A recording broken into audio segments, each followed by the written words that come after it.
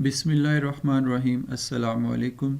आज हम अपने YouTube चैनल पे एक नई सीरीज़ स्टार्ट कर रहे हैं जिसमें हम डिस्कस करेंगे चैप्टर वाइज जो MCQs हैं जो पास्ट पेपर्स में आए हुए हैं।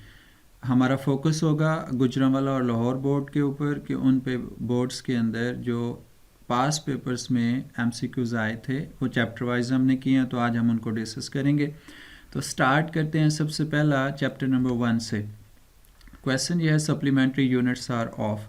हमने पढ़ा था कि ये 2 टाइप्स के होते हैं, एक हमने पढ़ा था स्टेरेडियन होता है और एक हमने पढ़ा था that was the radian.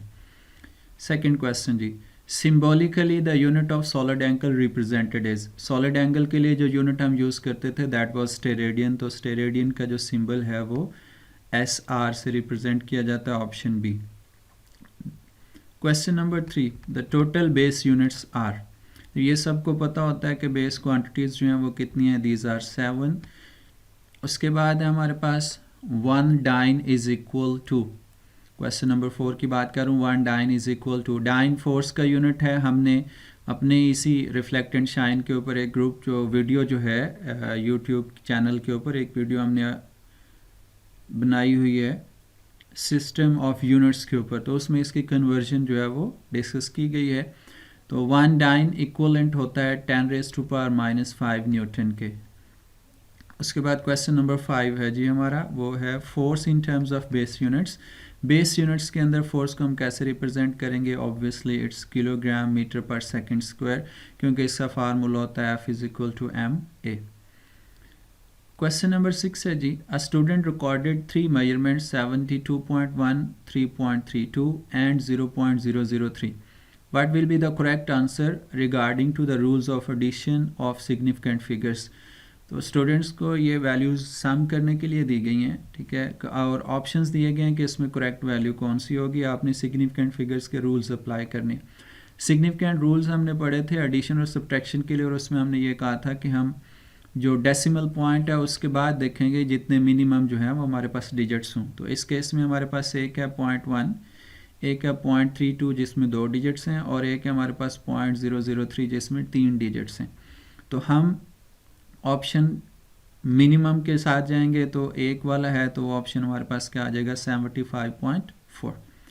Next चलते हैं जी। क्वेश्चन नंबर है हमारे पास 7, which is the correct recorded which is correct record for the diameter of a measured by a screw gauge of the least count 0.001 centimeter। तो आपके पास जो diameter है वो 3 decimal points तक डिजिट्स तक जो है वो हमें वैल्यू सही करेक्ट बता सकता है। तो हमारे पास ऑप्शन जो गिवन है उसमें ऑप्शन सी जो है वो करेक्ट वैल्यू है, ठीक है, कि यहाँ तक ये वैल्यू हमें एक्यूरेट बताएगा। which deals with the ultimate particles of which matter is composed। So generally हम इसको पार्टिकल फिजिक्स का नाम देते हैं जिसमें हम पार्टिकल्स को डिस्कस करते हैं। क्वेश्चन नंबर है जी 9, ये क्या कहता है, कहता है जी डायमेंशन ऑफ अ फोर्स और सेंट्रीपिटल फोर्सेस। ये 2 बार रिपीट हुआ, एक बार क्वेश्चन आया हुआ था फोर्स का और एक बार आया हुआ था सेंट्रीपिटल फोर्स का। क्योंकि ये दोनों सेम ही हैं तो इसकी डायमेंशंस जो हैं वो हमारे पास क्या आएंगी, mL/T² के साथ, ऑप्शन सी। उसके बाद है जी dimension of acceleration due to gravity. Acceleration की डायमेंशन तो आप सब लोगों को पता ही होगा, बड़ी आसान है, लेकिन इसमें जो प्रॉब्लम हो सकता है, परेशानी हो सकती है वो ग्रेविटी की वजह से। तो ग्रेविटी बेसिकली जो है उसके भी सेम डायमेंशन होते हैं जैसे एक्सेलरेशन के। तो acceleration due to gravity has a same dimension as the acceleration is, तो वो क्या आ जाएगा, L/T⁻। समटाइम इसके साथ आपके पास एक ऑप्शन में आ जाएगा m उसकी पावर नॉट के साथ, तो वो भी डायमेंशन जो है वो भी क्या हो सकती है, करेक्ट होती है। उसके बाद है जी light year gives the measurements about. Light year हमें क्या मेजर करके बताता है, बेसिकली पूछा ये जा रहा है कि लाइट ईयर किसका यूनिट है, टाइम का, स्पीड का, डिस्टेंस का या एज ऑफ यूनिवर्स का। तो it's the unit of distance. Which is not a base units in SI units. In 4 options में से पूछा जा रहा है कि कौन सा बेस यूनिट नहीं है, तो वो ऑब्वियसली जूल है, क्योंकि किलोग्राम, एम्पियर और केल्विन ये सारे के सारे क्या हैं, सिग्निफिकेंट फिगर बेस यूनिट्स हैं। तो जूल जो है इसमें ये एक ड्राइव यूनिट्स है। उसके बाद है number of significant figures in, इसके अंदर पूछा जा रहा है कि हमारे पास सिग्निफिकेंट फिगर्स कितने हैं। तो हमने पढ़ा था कि ज़ीरो जो है सिग्निफिकेंट डिजिट्स के लेफ़्ट साइड पे कभी भी सिग्निफिकेंट नहीं होता, और सारे के सारे नॉन ज़ीरो डिजिट्स में वो सिग्निफिकेंट होते हैं। तो ये हमारे पास क्या बनेगा, 3 डिजिट्स बनेंगे, ये आ गया, ठीक है जी। उसके बाद है हमारे पास 1 revolution is equal to, 1 revolution जो है ये 360 डिग्री के इक्वलेंट होता है। एंगल के यूनिट्स हैं डिग्री और रेवोल्यूशन और रेडियन। तो 1 revolution is equal to 360 degree, या हम उसे कह सकते हैं कि ये 2 पाई रेडियन के इक्वलेंट होता है। उसके बाद है which is a derived unit, इसमें कैंडेला है, एम्पियर है, केल्विन है और न्यूटन। तो न्यूटन जो है ये हमारे पास क्या है, ड्राइव यूनिट्स है। बाकी तीनों के तीनों जो हैं वो क्या हैं, they are the base units. हमारे पास एक और चीज़ आ गई, ये वैल्यू आ गई। द सम, क्वेश्चन आ गया 16, the sum of 3 numbers 2.7543, 4.10, 1.273 up to correct decimal. तो इसमें भी हमने सिग्निफिकेंट फिगर्स के जो रूल्स हैं वो अप्लाई करने हैं। तो आप ये देखें हमारे पास मिनिमम नंबर जो पॉइंट के बाद है वो 2 हैं, क्योंकि हमारे पास वैल्यू की 4.10 2 डिजिट्स गिवन है। तो हमारे पास 2 ऑप्शंस हैं 2 डिजिट्स के साथ, 8.12 एंड 8.13। तो इसकी अगर हम वैल्यू करेक्ट करें, आप इसे सम करें, तो ये आपके पास आएगा 8.1273। तो उसके ऊपर राउंड ऑफ का रूल लगाएंगे तो ये हमारे पास क्या आ जाएगा, 8.13। तो ऑप्शन बी करेक्ट होगा। ये क्वेश्चन रिपीटेड है 17, हमने ऊपर भी इसको देखा। तो इसमें हमने कहा था कि ये हमारे पास जो मिनिमम नंबर है डेसिमल पॉइंट के बाद वो हम लेंगे, और वो हमारे पास है एक, ये ऑप्शन सी, तो ये करेक्ट होगा। क्वेश्चन नंबर है 18, question number 18, the SI unit of solid angle is, solid angle का यूनिट जो है ये क्या होता है, स्टेरेडियन होता है, और ये जो रेडियन है ये प्लेन एंगल का यूनिट होता है, ठीक है जी।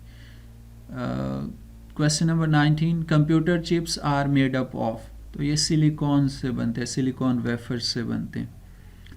देन उसके बाद है आपके पास 1 light year is equal to, light year को हम डिफाइन करते होते हैं the distance travel by light in 1 year.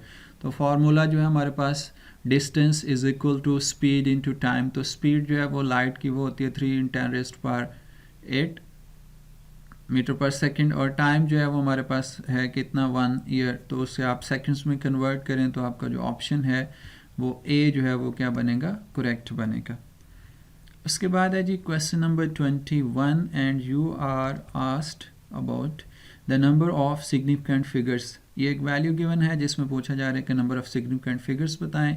Value है 0.04060। तो इसमें हम ये देखें कि ये वाला जो हमारे पास डिजिट है 4 से पहले जो दोनों ज़ीरोज़ हैं ये लेफ़्ट साइड पे हैं, तो ये काउंट नहीं होंगी। ये ज़ीरो जो है ये बिटवीन द नंबर्स है, तो ये भी सिग्निफिकेंट होगा, और राइट साइड पे भी सिग्निफिकेंट होगा। तो हमारे पास जो नंबर ऑफ सिग्निफिकेंट फिगर्स हैं इसमें वो कितने हैं जी, 4 हैं जी। So question number 22, error in the measurement of radius of sphere is 1%। The error in the calculated area value of its area is, ठीक है। वो पूछ रहा है कि अगर रेडियस ऑफ स्फीयर के अंदर 1% एरर है तो उसका जो कैलकुलेटेड एरिया उसके अंदर टोटल एरर कितना होगा। हमने पढ़ा था इसका फार्मूला जो होता है स्फीयर का एरिया के लिए वो होता है 4πr²। अब ये क्योंकि आ रहा है पावर फैक्टर, तो जब हमने ये पढ़ा था अनसर्टेनिटी के रूल्स, तो हमने वहाँ पे पढ़ा था कि जो पावर है इसको मल्टीप्लाई किया जाता है परसेंटेज अनसर्टेनिटी के साथ।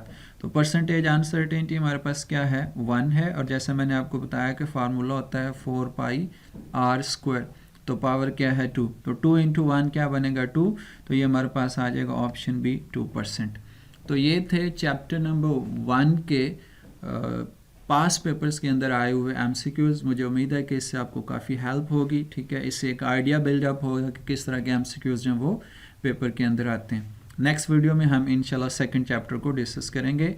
तब तक के लिए अल्लाह हाफिज़।